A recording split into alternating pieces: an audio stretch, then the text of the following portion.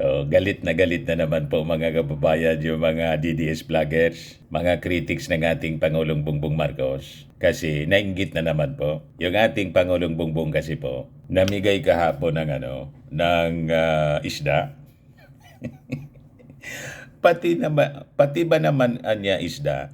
Pumapil pa yung ating Pangulong Bongbong Marcos. Hindi lang po simpleng isda ito. Mackerel, imported, pero smuggled po. Ang maganda sa policy ngayon mga kababayan ng ating gobyerno, yung mga smuggled na mga kontrabando po, imbes na i-destroy, that was the policy before. Yung mga bigas, pinapabulok, maling policy po. O kung ano-anong mga nahuli na pinalusot na mga kontrabando ng mga smugglers ng ating bansa. O ngayon, massive po ang crackdown ng ating gobyerno laban sa mga smugglers ng mga agricultural products. Kasi ito po ang nakakaapekto sa kabuhayan ng ating mga magsasaka at saka mangingisda.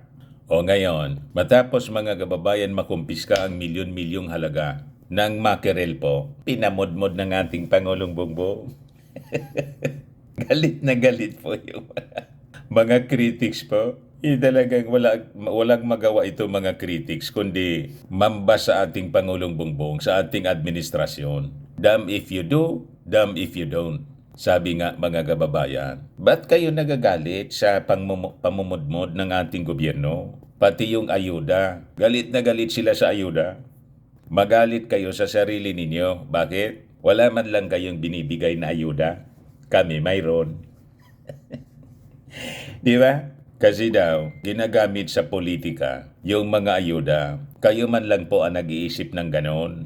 Ang ating mga mamamayang Filipino, lalo na yung mga mahihirap, tuwang-tuwa po sila. Kasi may gobyerno tayo mga kababayan ngayon na responsive, very very responsive sa pangangailangan ng ating mga mamamayan. Kaya kayo nagagalit kasi napapahiya kayo. Tama po?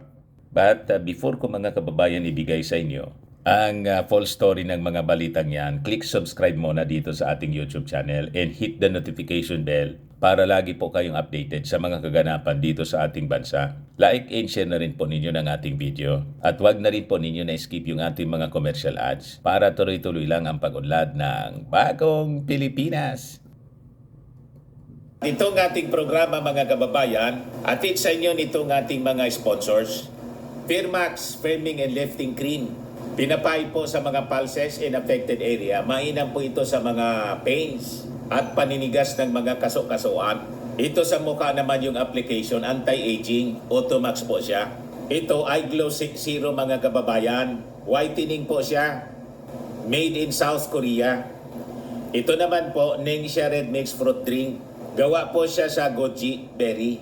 May anti-cancer properties po siya. At sa mga naghanap po ng malinis and spacious fitness gym, pumunta lang po kayo sa aming Colossal Fitness Gym.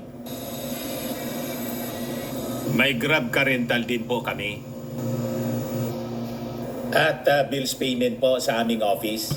At saka sa mga mahilig po sa mga imported bags, manood po kayo sa live selling ni Madam Eileen Rosales sa kanyang Eileen Closet po. Pati mga shoes, ito yung kanya po. Ito yung kanyang page. Kita ninyo, napakagandang mga online selling po siya. Si Madam Eileen Rosales. Cellphone number niya po, 773-798-7816. Balik po tayo mga kababayan dito sa ating pinag-uusapan. O di po, jackpot yung mga taga-Tondo. 21,000 Tondo residents. May tig 2 kilo ng frozen mackerel po mula kay PBBM. Kaya masama na naman po yung loob ng mga DDS. Pag sige pamigay po ng ayuda, sige pamigay ng tulong ng ating Pangulo, galit na galit po yung mga DDS. Ang sabi po nila, ginagawa daw na tamad ng ating Pangulo ang mga mamamayang Filipino.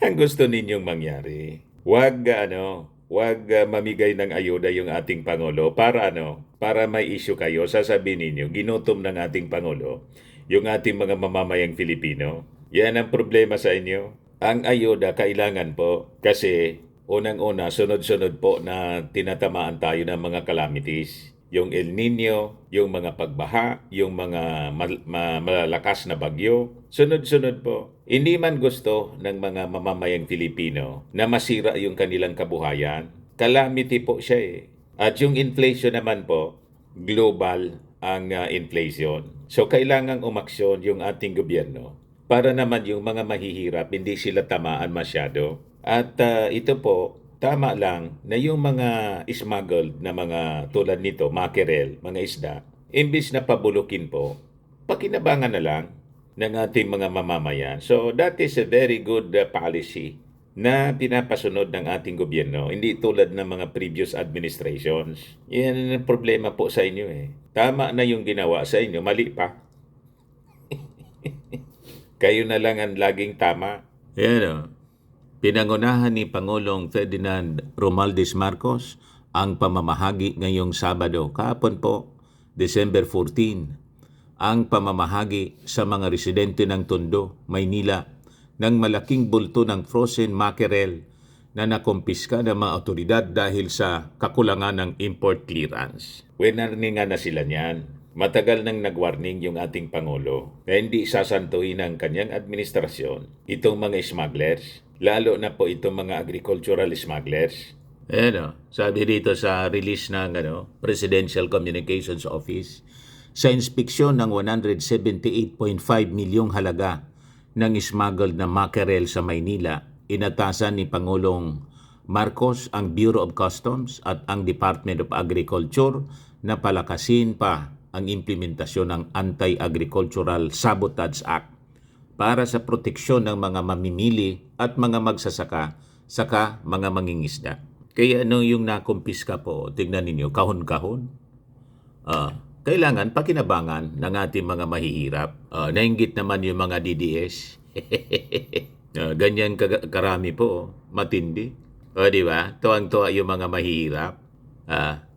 Yan ang presidente. Kaya kayo na insecure. Yung hindi ninyo nagawa noon, ngayon lang to, mga kababayan, nangyayari sa panahon ng ating Pangulong Bongbong Marcos.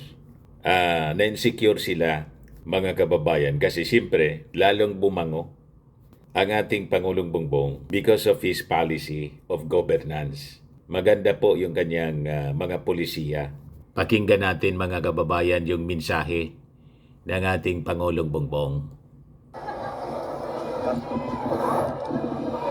Magandang umaga po sa inyong lahat. Merry Christmas po. Masayang Pasko. Nandito lang po kami upang mag-supervise po at makita kung paano gagawin dito sa pag-distribution ng tulingan. Itong nahuli. Alam niyo po, ang pinanggalingan nito ay may nagpasok na illegal nitong mga isda na ito. At bali smuggling, ini-smuggle na papasok ng Pilipinas. At mabuti naman ay nakita sa kaugnayan ng Department of Agriculture at saka ng ating customs ay nakita nila na hindi maganda, hindi kompletong papeles, hindi kompletong pagbayad. Kaya po kinumpis ka ng pamahalaan. Kaya ganun po ang ganun po nangyari. Ngunit nakita naman ninyo, naka-freezer pa ito. Ika namin, napakasayang naman ito. Katakot-takot na isda ito. Ang daming pwedeng pakain. Marami tayong mapapakain. Kaya i-distribute po natin doon sa inyo, dito sa inyo, para meron naman pantulong, para nang kayong namalengke ng isda ngayong araw. Meron na kayong tigalawang kilo, di ba? Tigalawang kilo. Kaya naiba po ang pamasko namin. Imbis na hamon at saka mga lechon, isda, ang mga tulingan ng aming dala. Pero para naman, yun na nga, at hindi masayang, ang DSWD, ito po si Secretary Rex Gatchalian, siya lagi pagka namibigay tayo ng tulong sa taong bayan, ang DSWD po ang lead agency. At in coordination, siyempre, ng ating local government, Alam niyo naman po, ang national government, ang katotohanan niyan, kung hindi tayo nagtutulungan ng Mayor's Office, ng LGU, lahat po ng opisyal, ang ating mga congressman, ay hindi po magandang patakbo. Kaya nagpapasalamat ako sa kanilang pag-uugnay at pagbibigay ng importansya dito sa ating ginagawa. Okay, yun lang naman po at asahan po ninyo na kapag may ganitong pangyayari, ang una naming iniisip kung paano gagamitin itong mga nahuling mga bagay-bagay na ito. Kung minsan hindi lang naman pagkain, may agricultural products. Meron po kasi tayong bagong batas na itinatawag ang Anti-Agricultural Sabotage Act. Ibig sabihin na ginagawa natin ang lahat ng pamamaraan upang pababain ang presyo ng pagkain. At yun po, dahil yung smuggling po, ang problema kasi sa smuggling, ang ginagawa po, ini-smuggle nila, pinapasok nila, tapos iipitin, hindi ilalabas. Mag-aantay hanggang tumaas ang presyo. Pag tumaas ang presyo, saka nila pagbibili. Kaya't yun ang iniiwasan natin dahil ang nabibiktima dyan ay ang taong bayan, yung pangkaraniwan na ating mga mamamayan. Kaya't hindi natin papayagan na matuloy na yung mga ganyang klaseng sistema.